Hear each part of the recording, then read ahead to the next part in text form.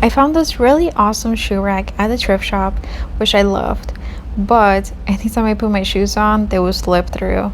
So I decided to kind of do a little DIY so it would be anti-slip. I started out by cutting a mat that I purchased at the Dollar Tree.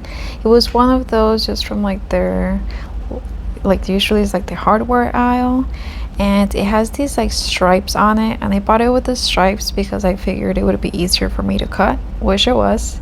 So I'm very glad I did that. Now, as I was prepping to figure out how to make the project work, I realized that one of the little rods was a little too loose, so I grabbed a screwdriver and then put it back in place so it would wobble less. Then after, I was able to get started with the glue. I just got this super glue from the Dollar Tree as well, and I started dabbling little dots all throughout the first strip. So the width of the strip that I did, it was about 3 lines. So like my mat had 3 lines, so then I cut 3 lines and then I cut in between, and that was the width of it. And then for the glue, it was about like every inch or so. I just did like a little dot and I just like plop and go. And then once I placed it, I just put a little bit of pressure to keep it still.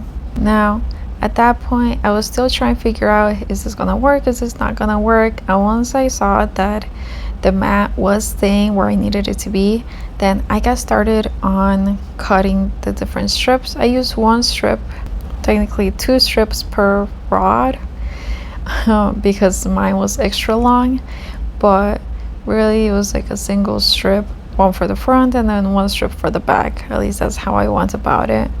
When I had a few of them cut, then I got back to gluing. I wish I would have started gluing back to front instead of the front to back, because then, especially since I was wearing the sweater, it made it more difficult to place the strips correctly on the back ones. Nevertheless, I was able to place them all, and then I would try to look for those little gaps in between the metal and the mat and just push it down very softly. So I would try like hugging the rod so that it would stay in place without it being too much movement. Now, the good thing about this glue is that it started to harden, and even when it started to harden, like if I saw that little gap, then I could push it down and it would stick very well. Like it wasn't like hot glue where you have that bubble and it stays there forever, or it just doesn't do anything. So what I would do is, like, as I was doing the front, I would place it there, then I would glue the back, and then while I was gluing the back, it would give the one in the front time to dry. So then I would go back and do some pats on it just to even it out.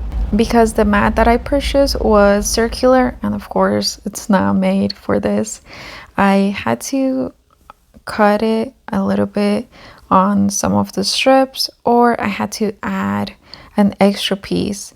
And I tried to just use the same pieces that I cut off to kind of fill in the blanks whenever it was relevant, just to be the least wasteful possible. When it came time to either adding that second strip on the same row or these little miniature pieces, I preferred to measure first and then cut, because when I tried gluing it and then cutting, then it would start sliding around or it would just get really messy. But in the end, it kind of worked out. I let it dry for about 4 hours, and then I placed my shoes on the rack, and all of the sandals that were falling down didn't fall. All of my regular shoes still stayed.